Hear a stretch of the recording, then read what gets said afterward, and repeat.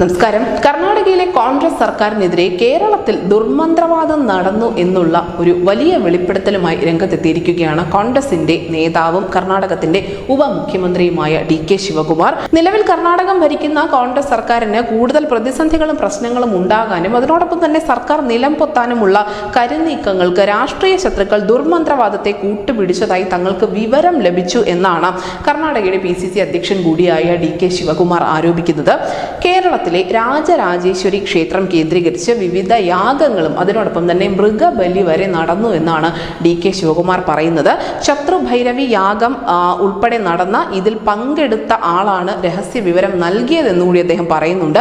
അവർ എന്ത് വേണമെങ്കിലും ചെയ്യട്ടെ, ഞാൻ ദൈവത്തിൽ വിശ്വസിക്കുന്നു, ഞാൻ വിശ്വസിക്കുന്ന ദൈവം ശക്തനാണ് എന്നൊക്കെയാണ് DK ശിവകുമാർ ഇതിനോട് പ്രതികരിച്ചിട്ടുള്ളത്. എന്തായാലും ഈ കേരളത്തിനെതിരെയുള്ള ഒരു ആരോപണം അല്ലെങ്കിൽ കേരളത്തിലുള്ള രാഷ്ട്രീയ ശത്രുക്കളാണ് ഇതിന് പിന്നിലെന്നൊക്കെ DK ശിവകുമാർ പറയുമ്പോൾ എല്ലാ ദേശീയ മാധ്യമങ്ങളുടെയും കണ്ണ് ഇപ്പോൾ കേരളത്തിലാണ്. എവിടെയാണ് ഈ രാജരാജേശ്വരി ക്ഷേത്രം, അതിനോടൊപ്പം അവിടെ ഇത്തരത്തിലുള്ള ദുർമന്ത്രവാദങ്ങൾ നടക്കാറുണ്ടോ തുടങ്ങിയ വലിയ ചർച്ചകളിലേക്ക് ഇപ്പോൾ ദേശീയ മാധ്യമങ്ങൾ കടന്നു കഴിഞ്ഞു.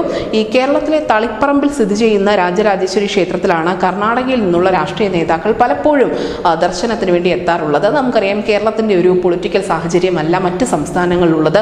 വിശേഷിച്ചും തെലങ്കാനയിലും ആന്ധ്രാപ്രദേശിലും അവിടെയൊക്കെ അന്ധവിശ്വാസങ്ങളുടെ ഒരു വലിയ മേൽക്കോയ്മ നമുക്ക് കാണാൻ സാധിക്കും. കർണാടകയിലെ വിധാനസഭയ്ക്കുള്ളിൽ പോലും ഇപ്പോഴും ചെറുനാരങ്ങ കയറ്റാൻ പറ്റില്ല, അല്ലെങ്കിൽ അത്തരത്തിലുള്ള ചില വസ്തുക്കൾക്ക് വിലക്കുണ്ട്. ഇതൊക്കെ അവിടെ പിന്തുടർന്നു പോരുന്ന ഒരു അന്ധവിശ്വാസത്തിന്റെ ഭാഗം തന്നെയാണ്. അങ്ങനെ ഭരണതലപ്പത്ത് തന്നെ ആന്ധ്രാപ്രദേശിലും തെലങ്കാനയിലും കർണാടകയിലും ഉൾപ്പെടെ അന്ധവിശ്വാസങ്ങൾ നേരിട്ട് നമുക്ക് കാണാൻ സാധിക്കും. അതിന്റെ ഭാഗമായി തന്നെ അവിടെയുള്ള നേതാക്കൾ, രാഷ്ട്രീയ ഭേദമന്യേ എല്ലാ നേതാക്കളും ഇത്തരം വിശ്വാസങ്ങൾ വളരെ മുറുകെ പിന്തുടരുന്ന ആളുകളുമാണ്. എന്തായാലും ഇവർ പറയുന്ന ഈ ക്ഷേത്രം കേന്ദ്രീകരിച്ച് തന്നെയാണോ ദുർമന്ത്രവാദ കർമ്മങ്ങൾ നടന്നത് എന്നതിനെ കുറിച്ചൊന്നും ശിവകുമാർ കൂടുതൽ വ്യക്തമാക്കിയിട്ടില്ല. കോൺഗ്രസ് സർക്കാരിനെ താഴെ ഇറക്കാനുള്ള നീക്കം നടത്തുന്നതും ദുർമന്ത്രവാദത്തെ കൂട്ടുപിടിക്കുന്നതും ആരാണെന്ന് തനിക്ക് അറിയാമെന്നും അവരതിൽ വിദഗ്ധരാണ് എന്നും ഒക്കെ DK ശിവകുമാർ പറയുന്നുണ്ട്. എന്നാൽ ഇവരുടെ പേര് വിവരങ്ങൾ വെളിപ്പെടുത്താൻ അദ്ദേഹം തയ്യാറായിട്ടുമില്ല. മറ്റേതെങ്കിലും പാർട്ടിയിലുള്ള രാഷ്ട്രീയ ശത്രുക്കളെയാണോ DK ശിവകുമാർ ഉന്നം വയ്ക്കുന്നത്, അതോ സ്വന്തം പാളയത്തിലുള്ള നേതാക്കളെ തന്നെയാണോ ഉന്നം വയ്ക്കുന്നത് എന്നൊക്കെ കണ്ടറിയേണ്ടിയിരിക്കുന്നു. കാരണം ഇതിനോടകം തന്നെ സിദ്ധരാമയ്യയും DK ശിവകുമാറും തമ്മിലുള്ള അധികാര തർക്കങ്ങൾ വളരെ രൂക്ഷമായി ഇപ്പോഴും തുടരുന്നുണ്ട്. നിലവിൽ എന്തായാലും ഈ യാഗത്തിൽ അഘോരി സന്യാസിമാരും ദുർമന്ത്രവാദ കർമ്മങ്ങളിൽ പങ്കെടുത്തു എന്ന് പറയുന്നു. അതിനോടൊപ്പം തന്നെ 42 ആടുകളെയും 3 കന്നുകാലികളെയും 5 പന്നികളെയും യാഗത്തിന് ശേഷം ബലി നൽകിയാണ് കർമ്മങ്ങൾ അവസാനിച്ചതെന്നും പറയുന്നുണ്ട്. രാജകണ്ടക മരണമോഹന സ്തംഭന യാഗങ്ങളാണ് സർക്കാരിനെതിരെ നടത്തിയത് എന്നും കർണാടക ഉപമുഖ്യമന്ത്രി വിവരം നൽകിയ ആളുടെ പേര് വെളിപ്പെടുത്താതെ തന്നെ വിശദീകരിച്ചിട്ടുമുണ്ട്. ശിവകുമാർ ആരെയാണ് ഉന്നം വയ്ക്കുന്നത് എന്ന് വ്യക്തമല്ല എങ്കിൽ പോലും ഈ രാജരാജേശ്വരി ക്ഷേത്രത്തിലെ സ്ഥിരം സന്ദർശകരായ എതിർചേരിയിലുള്ള മറ്റ് രാഷ്ട്രീയ നേതാക്കളിലേക്ക് തന്നെയാണ് വിരൽ നീളുന്നത്. ലോക്സഭാ തെരഞ്ഞെടുപ്പ് ഫലത്തിന് ശേഷം കർണാടക സർക്കാരിൽ വൻ പൊട്ടിത്തെറി ഉണ്ടാകുമെന്നും നിരവധി MLA മാർ മറുകണ്ഠം ചാടുമെന്നുമുള്ള പ്രസ്താവനകൾ BJP നേതാക്കളിൽ നിന്നും അതിനോടൊപ്പം തന്നെ JDS നേതാക്കളിൽ നിന്നും HD കുമാരസ്വാമി അടക്കമുള്ള നേതാക്കളിൽ നിന്നും നേരത്തെ വന്നിരുന്നു.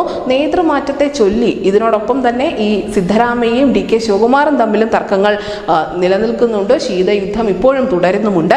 ഈ പശ്ചാത്തലത്തിൽ DK ഉന്നയിക്കുന്ന ദുർമന്ത്രവാദ ആരോപണത്തിന്റെ പൊരുൾ എന്ത് എന്നുള്ള ചിന്ത രാഷ്ട്രീയ നിരീക്ഷകർക്കിടയിലും വളരെ ശക്തമാണ്. DK BJP ആണോ ഉന്നം വയ്ക്കുന്നത്, JDS-നെ ആണോ, അതോ സ്വന്തം പാളയത്തിലുള്ള സിദ്ധരാമയ്യെ തന്നെയാണോ ഉന്നം വയ്ക്കുന്നത് എന്നൊന്നും പറഞ്ഞിട്ടില്ല. എന്തായാലും കർണാടക സർക്കാരിനെ താഴെ ഇറക്കാൻ ദുർമന്ത്രവാദം നടന്നിരിക്കുന്നു. അത് നടന്നിരിക്കുന്നത് കേരളത്തിലെ ഒരു ക്ഷേത്രത്തിലാണ്. സ്ഥിരമായി കർണാടക രാഷ്ട്രീയ നേതാക്കൾ എത്താറുള്ള തളിപ്പറമ്പ് രാജരാജേശ്വരി ക്ഷേത്രത്തിലാണ് ഇതൊക്കെ നടന്നത് എന്നുകൂടി പറഞ്ഞു വെക്കുന്നുണ്ട്. നിലവിൽ എന്തായാലും ഈ ഒരു വാർത്തയെ ചൊല്ലി നിരവധി ചർച്ചകളും കർണാടകത്തിലും കേരളത്തിലും ഉൾപ്പെടെ ഉയർന്നു വരുന്നുണ്ട്.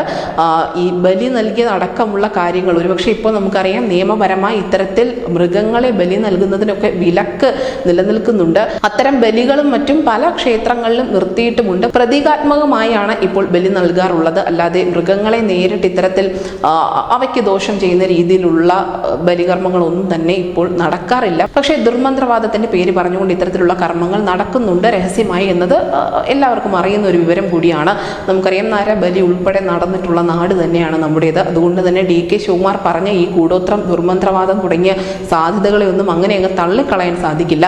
പക്ഷേ ഇങ്ങനെ ഒരു ദുർമന്ത്രവാദം നടത്തിയ ഒരു സർക്കാരിനെ താഴെ ഇറക്കാൻ സാധിക്കുമോ? അങ്ങനെ ഒരു വിശ്വാസം DK ശിവകുമാറിനെ പോലെയുള്ള ഒരു പൊളിറ്റിക്കൽ നേതാവിന്, ഒരുപക്ഷെ ദക്ഷിണേന്ത്യയിലെ അമിത്ഷാ എന്നൊക്കെ കോൺഗ്രസ്സുകാർ വിശേഷിപ്പിക്കുന്ന ശിവകുമാറിന് അത്തരത്തിലുള്ള ഭയം ഉണ്ടോ എന്നുള്ളത് ചർച്ചാ വിഷയം തന്നെയാണ്. നിലവിൽ എന്തായാലും ലോക്സഭാ തെരഞ്ഞെടുപ്പിന്റെ വാർത്തകൾക്കൊപ്പം തന്നെ DK ശിവകുമാറിന്റെ ഈ ദുർമന്ത്രവാദ പേടി കൂടി വാർത്തകളിൽ ഇടം പിടിക്കുന്നുണ്ട്.